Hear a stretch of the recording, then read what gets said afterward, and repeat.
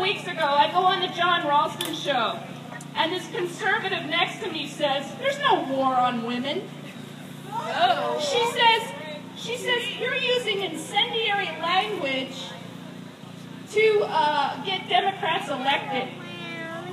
I don't think there's anything incendiary about language when the Virginia State Legislature wants to state-sanction rape.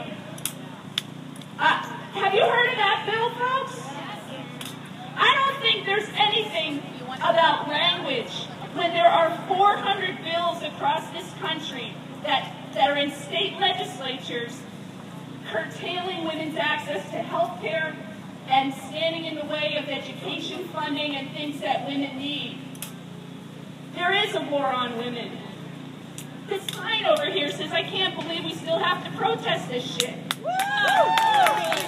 I cannot believe I still have to protest this shit. Where is that? I take for granted my whole life that I have access to birth control. Now I have to worry about this one who's 6 and what her future holds.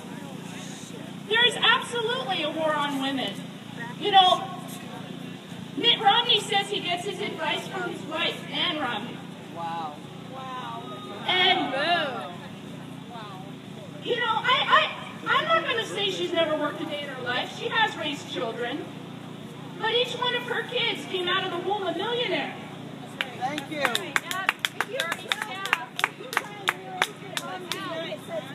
And my child comes out perfectly healthy, and I owe the hospital thousands of dollars, and I'm insured. So you can't tell me Ann Romney understands women, real women, working women, single women, the people that are here today. There is absolutely so much we can do.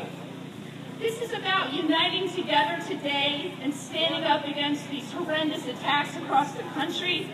And it's about keeping this strength going through the primary election and the general election. This is about building community and making our voices heard next year in Carson City, making our voices heard in the county and the city where we're needed.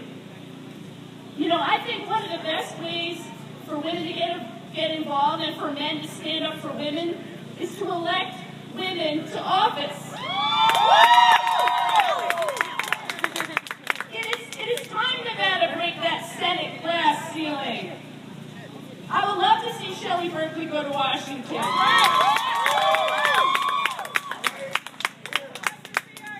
I'd like to see her here too. You know,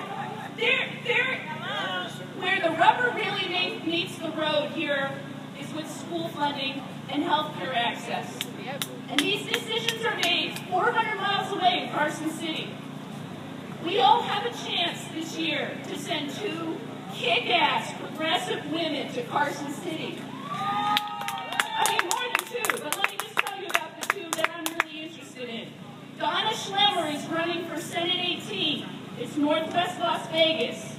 If anyone's here from Northwest Las Vegas, get out there and support Donna Schlemmer. And the candidate most near and dear to my heart is Patricia Spearman.